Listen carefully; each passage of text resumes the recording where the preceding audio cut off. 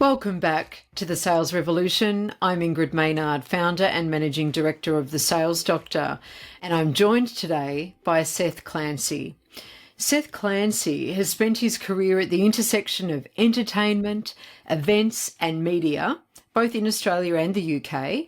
These days, he's the commercial director at Oztix, where he leads national partnerships and ticketing strategy for some of the country's biggest promoters, venues and events.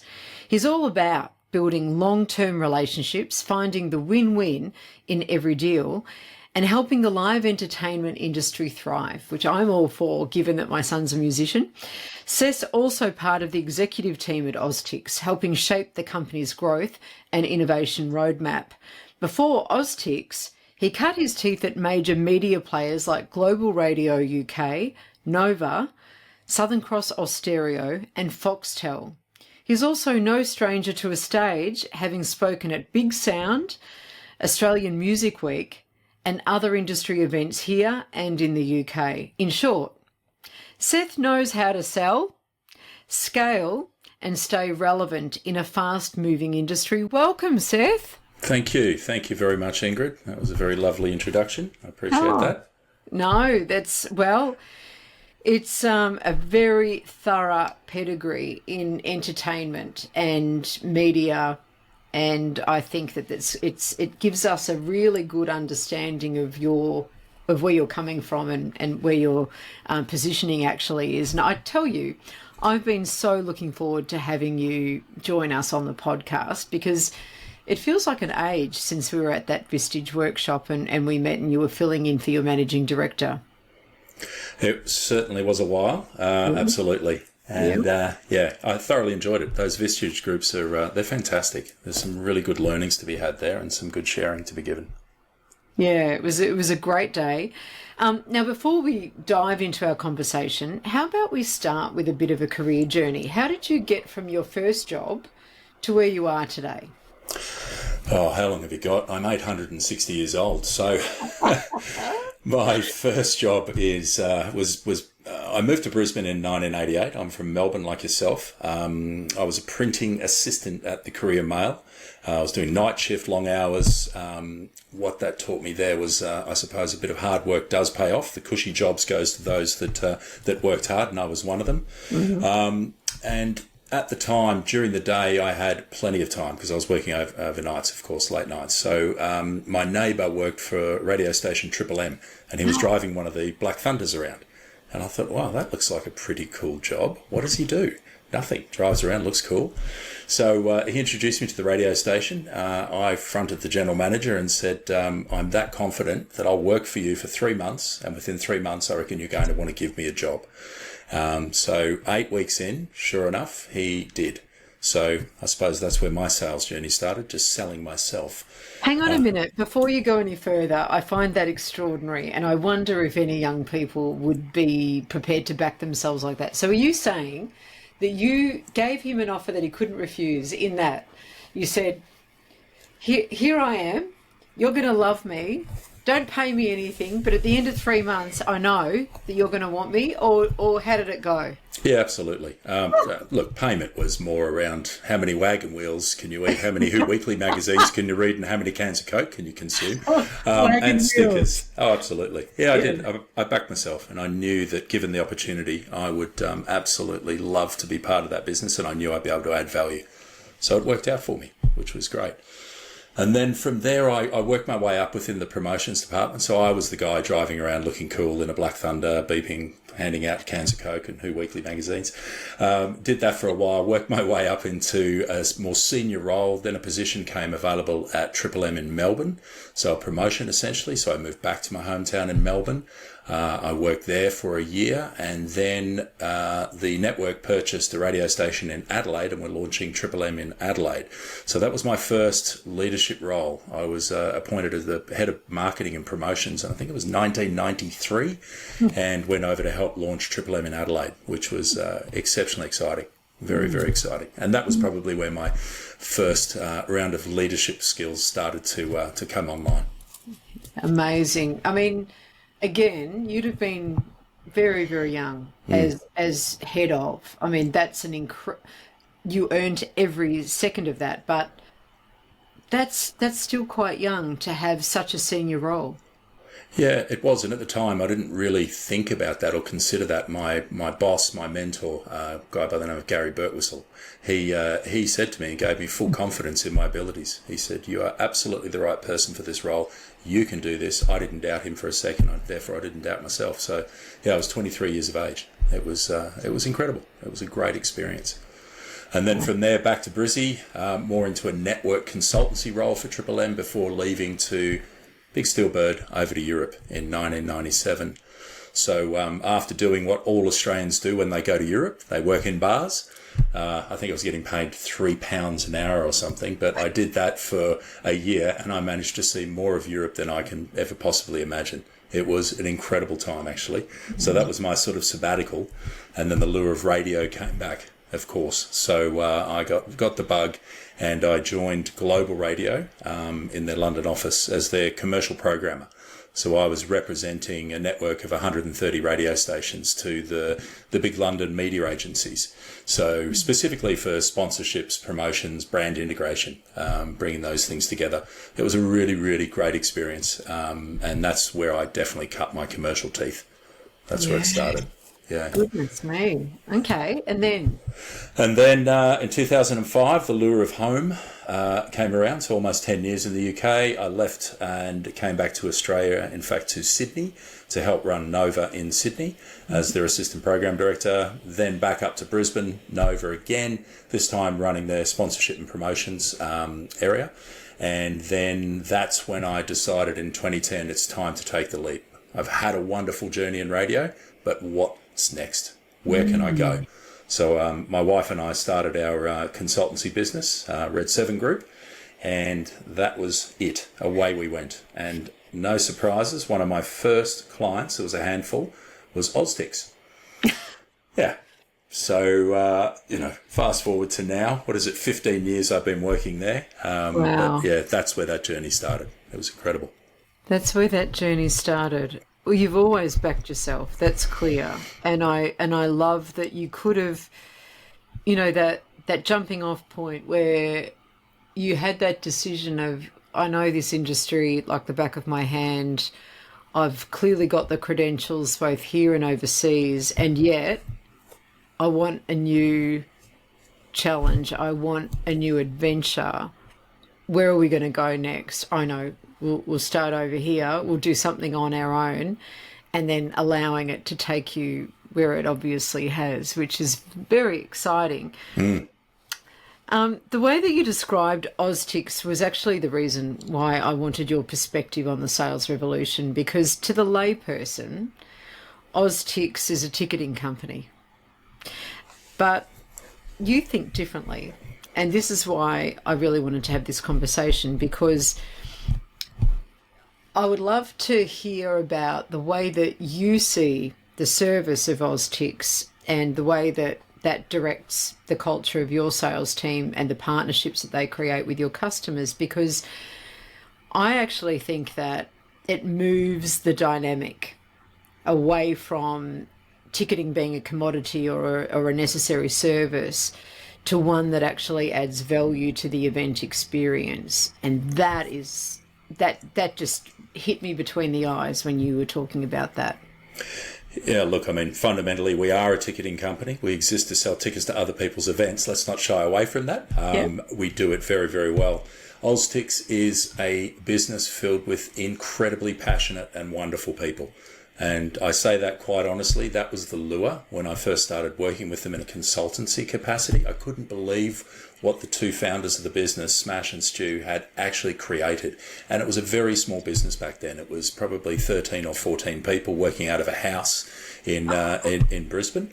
Fast forward, we're now 22 years old. I've been there 15 years. It's grown up a lot. But what was created there was wonderful. Everybody who works within the business and still to this day has a passion for entertainment. They have a passion for live events. They have a passion for music. They really are genuinely invested in this. So I can honestly say, hand on the heart, everybody who comes to work at Oztix does so because they love it. Yeah. They love what they do day in and day out, and they can see that they're actually adding value, not only to our business, but more importantly to our clients' business, helping them grow that consumer experience. You know, we sell tickets, but those tickets, they're a gateway product. That's what they are fundamentally. They're a gateway to a good time, right? How's that for a quote? They're a gateway to a good time. I love that. They're a gateway product. That's great. It is. It's true. And Smash, Brian is his name. Everyone calls him Smash. One of the first things he mentioned to me when I joined the business, he said, "Look, Seth," he said, "what I'd love to be able to do is continue our journey. We've started here. We'll finish here. But along the way, it's about doing the right thing by people. The money will come later. So if you do the right thing, don't chase the dollar, chase the outcome." And he's been absolutely right. And that's the fundamental building block, or the ethos, if you like, that drives our team, our overall business, and certainly our sales efforts within Oztix these days. I mean, I'm just making notes here because there's just so much that you're saying that's outstanding around the culture and the values that the business lives by. And therefore, I think how you've managed to create a really dynamic culture. Do the right thing by people, fundamentally, and the money will come. Chase the outcome, not the dollar. Yeah. Wow. I mean, if more people, not only business owners, but sales leaders, salespeople, anyone in a business started to think that way, that would be literally revolutionary. I would think so. Yeah. I'm almost an anti-salesperson because I spent the majority of my time in radio shunning sales, which ironically is probably what I'm best at. But it is about that, making sure that what you do it intentionally, you do it with genuine intention. Because if it's genuine, it resonates. If it's not, people see through it. Yeah. I think it takes a lot of effort to be intentional, which is why a lot of people like to be robotic in their approach. They like the easy buttons. They like to do the fast track to whatever outcome they're trying to drive. But when you show up with a genuine intention, whatever that actually is, it forces you to be present, and that resonance between either two companies or two people or two groups of people is palpable. It's a completely different experience when you show up like that. I agree. Absolutely it is. It really is. So tell me this then, Seth, the anti-salesperson, love. What behaviours and skills underpin your team's abilities to approach prospects and customers that way? It's about listening, and it's about the genuine intent that I talked about, which is, don't consider yourself to be a salesperson. Consider yourself to be a consultant. You have something these people need, okay? So in order to provide them with the right solution, you need to understand what you're trying to solve. So the first thing that I always implore with the team is it's curiosity. Yes. Listen, ask questions. Ask as many questions as you need to ask to truly understand what's being asked of you, okay? So curiosity is probably the first one. I think empathy, particularly in this time, as it has been for the last 5 or so years, times are tough out there. A lot of business owners are going through some incredibly challenging times. So, when you're dealing with that part of the market, you do need to be empathetic with them and understand their business, their challenges, and what they're trying to achieve. It's not just about selling a ticket. It's what does the revenue from that ticket sale mean to you and your business, okay? What will that do if we get this right in the next 12 months, 2 years, 3 years for you, okay? So really take the time to understand it. They've got to learn to be resilient. Resilience is absolutely key. I mean, I think it's a key life skill, but it's most definitely a key skill within the sales environment. People do take offense. People will say no. It's a numbers game, as we know. That's just the way it happens. Yeah. It's okay for people to say no. They're not rejecting you, okay? They're rejecting your offer, okay? Things change, so be resilient. Learn to take the knocks, because it will just make you a better person and a better salesperson. And perseverance, I think, is incredibly important as well. I know when we caught up at the Vistage, we talked about some of your sales processes and suggestions and recommendations. I've taken that and actually tweaked our existing sales process to make it a sort of a combination of those. But, you know, you talked about that perseverance and making sure that when you have an opportunity in your pipeline, don't pester them to the point that you lose them because you're just becoming a pain in their backside. Right? Persevere respectfully. So respect, question, take the time. Don't lose them from the pipeline altogether, but persevere until the ride's over. Do you know, I think that comes back to having a genuine intention to solve a problem or to make something easier for the person that's in front of you. And I think when you show up in that way, it's received that way. So even if somebody isn't ready now, you've created a desire at some point when they are ready in the future to want to work together because they see things differently. They see you as a different person. I want to come back though to something you also said about resilience, because Sure. It's something that there's a bit of a complaint, shall we say, among a certain generation of sales leader and business owner about other generations in their sales team, shall we say. Okay, and, bit of feedback, like it. Yeah, a little bit of feedback there. And there's an observation that there isn't a lot of resilience around. When you're looking for a great person and you're assessing, let's say in the recruitment phase, about their level of resilience, do you think it's something that can be built on, or do you think someone comes with it? I think it's something that can be built on over time. And, you know, the more experience you have, the greater the skills, or the greater the opportunity to learn and hone those skills. And resilience is definitely one of them. So I think it can be built over time, but you've got to be in it for the long course. If you can't handle it in the short term, you are definitely not going to build that resilience for the longer term. So what we look for in terms of recruitment is people that have been, you know, not so much around the block a bit, but I look at those, the experience they've had, who they've worked for, perhaps that mixture of sort of government versus private sector, the ability to negotiate, to navigate, to be frustrated by processes and systems. All of those things are resilience, right? It's not just about getting the no from a prospective client. It's about getting an internal no as well in terms of support or process. Yeah, I could imagine.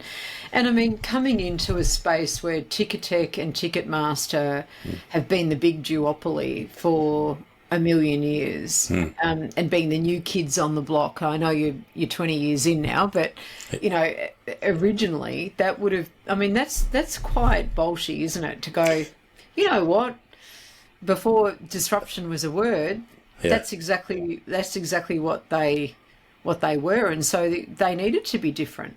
Absolutely. I mean, that was part of the reason for founding the business in the first place, is because of that duopoly, and it wasn't. It was unfair.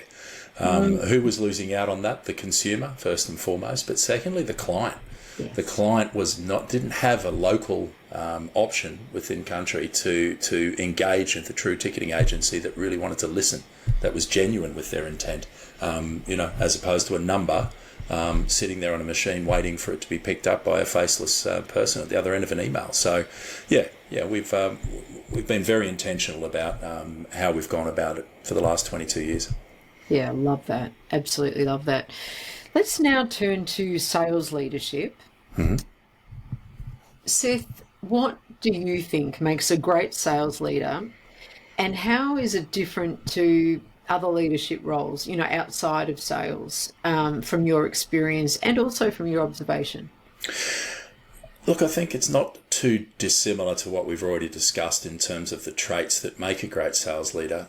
Sales leaders are born through sales, being salespeople, so to speak. They are salespeople. They've been business development managers or sales execs before they've become a sales leader. And there is a certain school of thought that suggests great salespeople don't necessarily become great sales leaders. Sometimes. Absolutely. And it is an interesting transition because in my role as the sales leader within the business, I also have a dual hat. I have to wear the salesperson role also. So, and I do that willingly because I love what I do and I love engaging with prospective and existing clients. So I think that the skill set is still not dissimilar. You know, you must be able to listen with intent, fully understand your staff, understand their needs, their requirements, their desires. You can't treat your team the same, okay? Every person is different. So you can't just throw a blanket over everyone, particularly not within a sales environment, and expect them to operate the same. Our clients operate weird and wonderful and wacky hours. They will pick up the phone and they will call you at 11 o'clock on a Saturday night if they need to reach you. And the expectation, I suppose, whether we like it or not, is that the phone call will be answered. So we need to be flexible. We need to be considerate. We need to be kind. We need to work with them in terms of their unique requirements, and we need to give them trust. And we certainly do. We absolutely trust our team. It's not a 9 to 5 clock in and clock out. It's, you know what you're chasing. You know your targets. You know what you're looking for here. Go get it. We're here to support you however you need that support. So how does it differ from other leaders? I think knowing that we're very numbers driven, of course, because fundamentally the metric of success from a sales perspective is numbers. But it also requires a very flexible approach to working as well. Okay, so you may have 15 fantastic opportunities sitting in your ready to close part of your sales funnel right now, and within 48 hours, that could be 30, or within 48 hours, that could be 5. So we need to be versatile. We need to be flexible. And I think you learn that through the sales environment. And certainly from a sales leader's perspective, that's something that I instill with the team. Other roles within the organisation and with other leadership within other businesses I've seen can tend to be more operational. They might be focused on software development or, working to certain sprint development cycles, project plans, mapping, operational execution. It's that more operational side of things, I believe.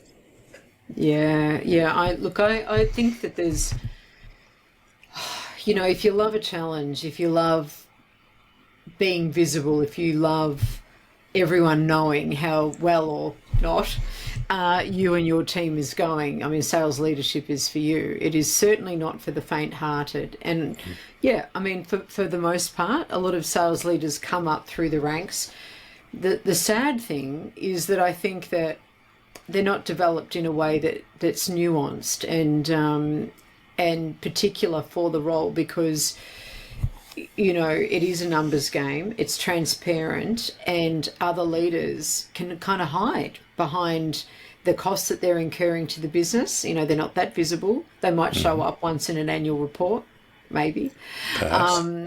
They might be shared at a shareholders meeting or at an executive meeting, but besides that, sales, everyone knows how well the sales team's going. Definitely. There's nowhere to hide. There are no shadows in the sales environment. Right. But I love that. That's it's the thrill of the kill. It's the chase. It's the energy that keeps us moving. And the ups and downs are, the longer you do it, the more you can balance it, the more you can reel yourself in and self-temper. But, for some of the younger BDMs, it's incredible. You see them, they think they've got this fantastic deal across the line, and then it just, all of a sudden, the floor falls out of it. Yeah. And they really do take it to heart. So, we've got to be careful with that. Yeah, but see, they're in really good hands with you, because they need to understand that, you've got the wisdom, you've got the experience of years of doing that, and just having somebody there that, has been there and has been there and then some, in terms of industry experience, just to be able to give them that perspective is so important for their, you talked about their perseverance and their resilience. I mean, that's fostering that, isn't it? Yeah, look, it is. It is. And it is about this revolution you talk about as well. And it's not me being paid to plug your book, by the way. It actually makes sense, but it is bringing the rest of the business along for the journey as well, because our success within sales means potentially greater resource for our development team, or it means more investment in our marketing team. So making sure that they actually understand what's being asked of them if we were to bring in this new client, the importance of delivering what we say we're going to deliver each and every time. Yeah, it's an amazing cycle.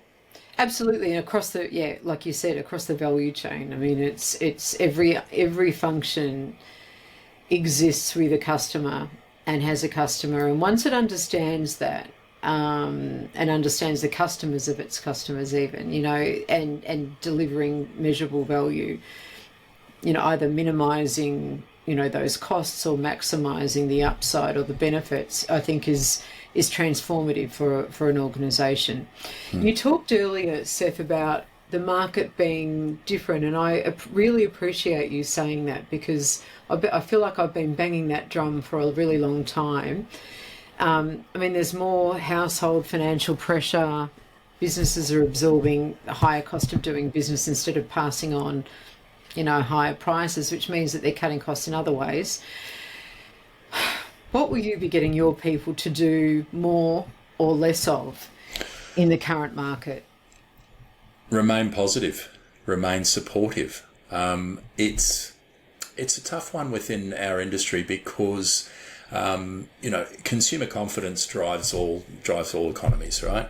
And for us at the moment, we see massive highs and massive lows across our sort of different verticals that we work within. So it's not all doom and gloom. This is what I say to the guys all the time. You've got to be selling the positive message in market, okay? We've been there because I'm 940. I just aged another 120 years on this podcast. Because I've been around, I've seen it before. It's cyclical. So we know that it will come back. The cost of doing business within our industry has gone up, and that's not going to change, okay? It's about working smarter, not harder, and that's where us as true business consultants for our clients really do come to the fore. That's where we add genuine value to their business by offering them insights that go beyond the ticket. And we do that often. I talk about us not having a transactional relationship. We don't. I mean, you probably see it on my shirt. We're built on partnerships. That's our ethos as a business. And in terms of genuine partnerships, we look beyond that. We say to the team all the time, what else could we be doing to add value to this venue group? Or what else could we be doing to add value to this festival promoter's business? And it may not be through ticketing. It may be we actually have a guy that looks after all of the temporary fencing that we know will provide you with a better deal that's going to help cut your bottom line. So therefore increase your profitability. So it's thinking laterally. And that's what I always remind my team is sit back, think about what's being asked of you, and then engage accordingly. And not everything that you offer in terms of insight and advice is going to translate to bottom line revenue for us. Yeah. That's okay. We're in this for the long term. It's a long-term partnership, not a short-term transactional relationship. Yeah, I love what you've just said. Sit back and consider what's being asked of you and then act accordingly. I think that's really empowering your people to shift into that consulting role, like you've just said. And I love that you've also given them permission to not think so linearly, so transactionally around, well, it might not benefit us this time, on our bottom line. So if we give an opportunity to the fencing person, how does that benefit us? And that's the bit that I have found in a lot of businesses is missing. And that's not driven just by the sales leader. That's driven usually further from the top, who is like, well, I couldn't give a toss about the, the fencing person because we've got shareholders that we need to deliver value to, and we need to maximise this and we need to maximise that. When actually they're missing that bigger picture, because what that breeds is referrals. It just breeds profit. It breeds referrals, it breeds loyalty, it breeds retention, it breeds growth, all of the things that come from having a value-added partnership.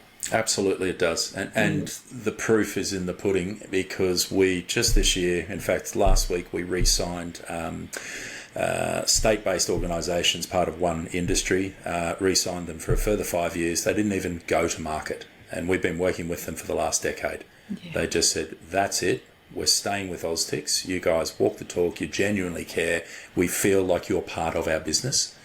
And we had one earlier in the year as well in motorsport, did exactly the same thing. He said, we're not even talking to others. We are literally just wanting to get on with this with you guys for another 5 years. So that's the reminder to my team, which is, here's the proof and the evidence that it's all about doing the right thing. As Smash said when I first joined the business, do the right thing by people and the business will follow. Very true.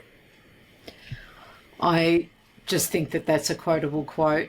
So to our producers, listening in, I want you to make sure that we have that somewhere, because I just think that that's just such an important message, and it couldn't be more pertinent to the times that we're actually living in, when it would be easy to live in fear and be small-minded about how we engage, rather than being expansive and thinking more longer term and thinking about showing up to give rather than get. I really appreciate that. And the other word that you've peppered throughout the conversation has been to live with intention, to listen with intention, to be genuinely intentional. I mean, those are signs to me that this is the stuff that you live and breathe every day, Seth. So I knew it was going to be a good conversation. Well, I'm glad I didn't disappoint you. You certainly haven't, and I really think your people are very lucky to have you as their leader, and I also really appreciate that it's been a dynamic fit between you and the owners of Oztix, and I'm going to make sure I support Oztix as well whenever I possibly can. Fantastic! You've got a t-shirt and a stubby cooler coming your way, Ingrid. Yay! That's all I care about. See, I lived on wagon wheels. Yeah, that's right. Yeah, we can deliver it for you in a Black Thunder. See, yeah, that's it. See, you can take the man out of a Black Thunder, but yeah, that's right. That's right. Fantastic. Thanks so much for coming on the Sales Revolution today, Seth. You're most welcome, Ingrid. Thanks for having me. I appreciate it. Okay, you've been listening to The Sales Revolution. I'm Ingrid Maynard. And to find out how the Sales Doctor can help your organisation to transform its revenue, growth and profit, visit us on our website at www.thesalesdoctor.com.au. I look forward to your company next episode. Bye for now.